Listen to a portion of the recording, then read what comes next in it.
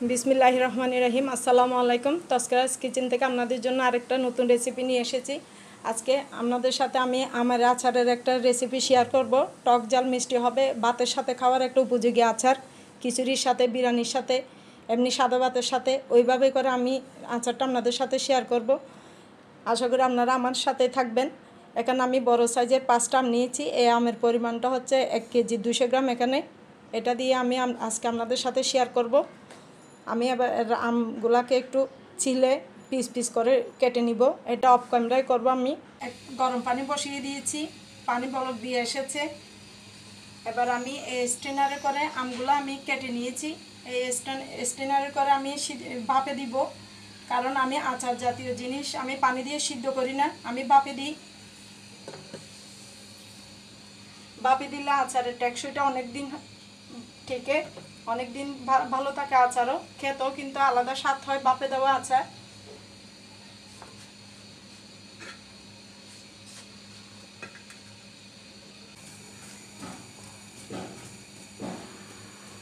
উপরের শক্তগুলো আমি নিচের দিকে দিয়ে দিলাম। এই তো আমার আম ভাপানো হয়ে গেছে।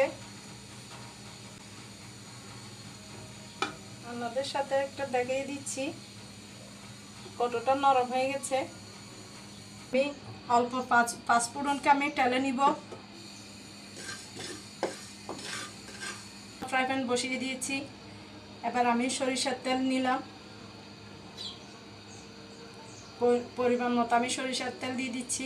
আমি দেব একটা বড় সাইজের রসুন, এটাকে আমি ছেঁচে নিয়েছি। এটা শিল দিয়ে আমি ছেঁচে নিয়েছি। এই আচারের মধ্যে কিন্তু ছেঁচানো রসুনটাই বেশি ভালো লাগে, রসুনের একটা সুগন্ধিটা বের হয়।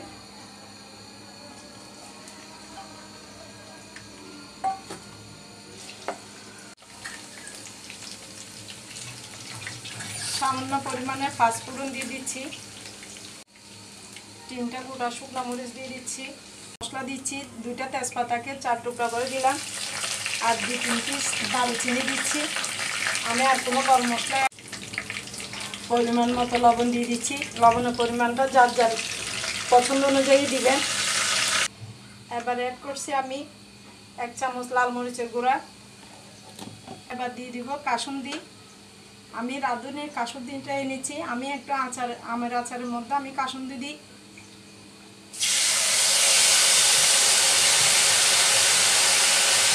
এই বোতলের আমি অর্ধেক পরিমাণে দিয়েছি। 1 কেজি 200 গ্রাম আচারের জন্য পুরো বোতলটা দিতে হবে না, আমি হাফ দিয়েছি। এবার দিয়ে দিচ্ছি আমি ভাপানো আম। যারা এই পর্যন্ত আমার রেসিপির পাশে আছেন, প্লিজ একটা লাইক দিয়ে আমার রেসিপিটা কন্টিনিউ করবেন। এই তো আমার বাচ্চারা আটি পছন্দ করে, কারণ আমি আট ফেলি না, আমি সবসময় আচারের মধ্যে দিয়ে ফেলি শক্ত হলে। এবার দিয়ে দিচ্ছি আমি 1 চামচ ভিনেগার। ভিনেগার দিলে আচারটা অনেক দিন টিকে, এই গরমের মধ্যে নষ্ট হওয়ার সম্ভাবনা কম থাকে। আমি পরিমাণটা বেশি দিচ্ছি না, কারণ মিষ্টি দিলে টক হয়ে যাবে, এ কারণে মিষ্টিটা আপনারা যার যার পছন্দ মতো দিবেন। আমার আচারের মধ্যে একটু চিনিটা বেশি লাগে, কারণ আম টক হয়, আমার জলপাইতে একটু বেশি পরিমাণটা লাগে। হালকাভাবে নাড়তে হবে, না হলে বেশি ভর্তা হয়ে যাবে।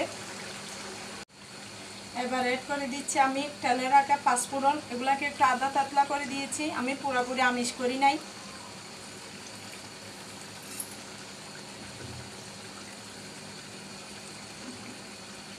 অল্প পরিমাণে দিয়ে দিচ্ছি চিলি ফ্লেক্স।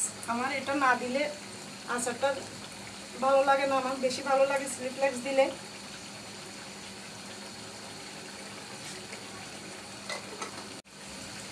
এবার দিয়ে দিচ্ছি বিট লবণ। আমি হাতের সাহায্যে দিচ্ছি, হাফ চামচের মতোই হবে।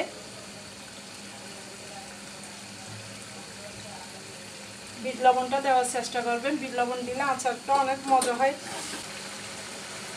দিচ্ছি আমার থেকে আর 2 চামচ চিনির প্রয়োজন, আমি আরও 2 চামচ চিনি অ্যাড করে দিচ্ছি। এটা আপনারা দেখে এই তো আমার আমের আচার রেডি হয়ে গেছে, দেখতে এরকম হয়েছে মাশাআল্লাহ। আলহামদুলিল্লাহ। এই তো হয়ে গেল আমার আচার। আমি একটু 1 ঘন্টা ঠান্ডা করে নিয়েছি। দেখতে এরকমই হয়েছে, মাশাআল্লাহ, আলহামদুলিল্লাহ। আপনারা আমার মতো করে একবার ট্রাই করে দেখবেন।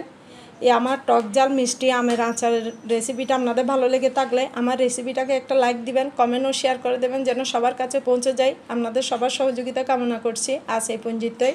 আল্লাহ হাফেজ, আসসালামু আলাইকুম।